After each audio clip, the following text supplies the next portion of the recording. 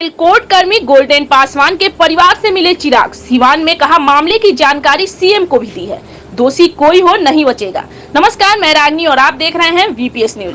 सिवान में 19 जून को अपराधियों के द्वारा सिवान के मुफस्सिल थाना क्षेत्र के झुनापुर में सिविल कोर्ट के कर्मी गोल्डन पासवान की गोली मारकर हत्या कर दी गई थी। इधर केंद्रीय खाद्य प्रसंस्करण उद्योग मंत्री चिराग पासवान आज सिवान पहुंचे। महादेवा में गोल्डन के परिजनों से चिराग पासवान ने मुलाकात की। इस दौरान सिवान की पूर्व सांसद कविता सिंह भी मौजूद रहीं। मुलाकात के दौरान पीड़ित परिजनों को सांत्वना देते हुए प्रशासन से तुरंत इस मामले में शामिल अपराधियों को पकड़ने की मांग की।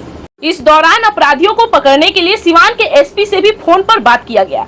इधर केंद्रीय चिराग पासवान ने मीडिया से बात करते हुए कहा कि प्रशासन को अविलंब अपराधियों को पकड़ना चाहिए।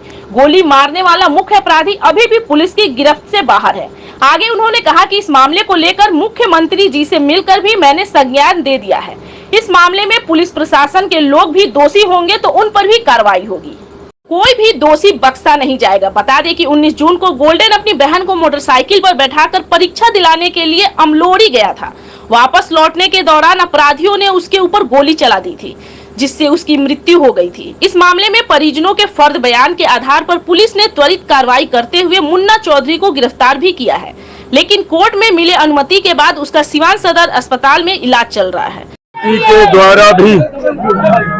पार्टी के द्वारा भी एक प्रतिनिधि मंडल कुछ दिनों पहले यहां से आकर पूरी जानकारी लेकर हमारे पास आया था। मुख्यमंत्री जी के भी संज्ञान में हम लोगों ने पूरे विषय को देने का काम किया। स्थानीय प्रशासन के द्वारा भी गिरफ्तारी की गई है, पर परिवार का कहना है कि जिस तरीके से परिवार का कहना है कि जिस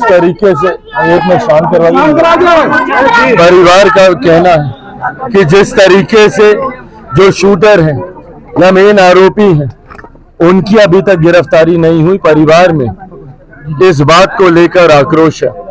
मेरी एसपी साहब से भी बात हुई, उनसे भी मैंने इस बात का उनको भी मैंने कहा है कि हफ्ते भर के भीतर जो आरोपी जिनको गिरफ्तार भी किया गया है, जिनका नामजद एफआईआर में परिवार ने जिनका नाम दिया था, जिनको गिरफ्तार भी किया गया है, वो भी अभी अस्पताल में स्वास्थ्य लाभ ले रहे हैं। सही है गलत है मुझे पता नहीं, पर ये तमाम बातें जांच का विषय है और उनके माध्यम से इस जानकारी को निकालने की जरूरत है कि कौन दोषी है। इतनी बात मैं जरूर स्पष्ट तौर से कहूंगा कि जो भी दोषी है उसको बख्शा कतई नहीं जाएगा। परिवार ने कहीं ना कहीं प्रशासन की उदासीनता के ऊपर भी सवाल खड़े किए हैं। ये बात भी हम लोग के लिए चिंता का विषय है। अगर इसमें किसी की भूमिका प्रशासन के द्वारा भी पाई जाती है, जिन्होंने इस विषय को गंभीरता से नहीं लिया या इसके ऊपर लिपापोती करने का प्रयास किया या किसी भी तरीके से आरोपियों को संरक्षण देने का प्रयास किसी के भी द्वारा किया जा रहा, अगर इसमें भी कोई सत्य है, अगर कोई सत्य निकला तो प्रशासन के उन लोगों के ऊपर भी सख्त कार्रवाई होगी जिन्होंने इतनी बड़ी आपराधिक घटनाओं को छुपाने का प्रयास किया है। अंतोगत्वा आप लोगों के माध्यम से परिवार को भी मिलकर मैंने अभी यही बात कही है कि कोई भी दोषी इसमें बख्शा नहीं जाएगा। इसको लेकर हम खुद सरकार भी मुख्यमंत्री जी से भी आज सुबह भी आने से पहले हमारी चर्चा हुई है। इन तमाम बातों को लेकर हम लोग भी चिंतित हैं। आज चिंता इस बात की भी है कि इस घटना को घटे लगभग 17-18 दिन बीत चुका है, एक के अलावा किसी और की गिरफ्तारी अभी तक नहीं हुई है।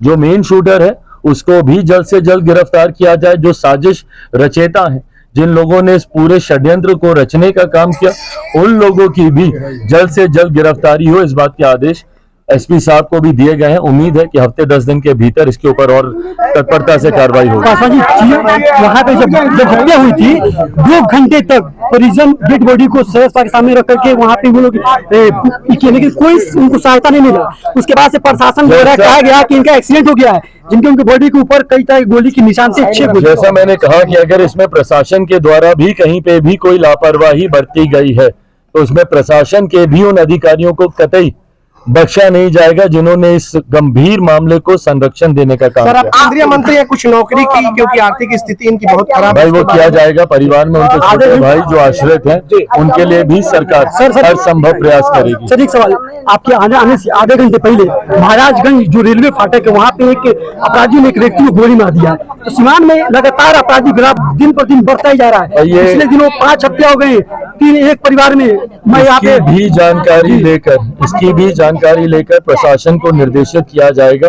भविष्य में ऐसी घटनाएं ना हो उसके लिए प्रशासन को हाथरस की घटना पे कुछ मुस्तैद रहने कहेंगे की क्या? जरूरत है। सर, और अगर लापरवाही अगर स्थानीय प्रशासन के द्वारा भी बढ़ती जा रही है और अगर ऐसी घटनाओं को रोकने में कहीं से अगर उनकी भी कमजोरी दिखती है तो उनपे भी कार्रवाई की हाथरस की जाएगी। घटना पे कुछ कहेंगे? हाथरस की घटना नाम नहीं आया। हाथरस की घटना दुर्भाग्यपूर्ण है और जिस तरीके से इस घटना को अंजाम दिया गया इसमें कहीं ना कहीं दिखता है कि प्रशासन भी लापरवाह रहा है। इतना बड़ा आयोजन हो रहा था, इतनी बड़ी संख्या में अगर लोग वहां पर आ रहे थे तो उचित वहां पे सुविधाएं, वहां पे व्यवस्था की जानी चाहिए थी, जो व्यवस्था की नहीं गई।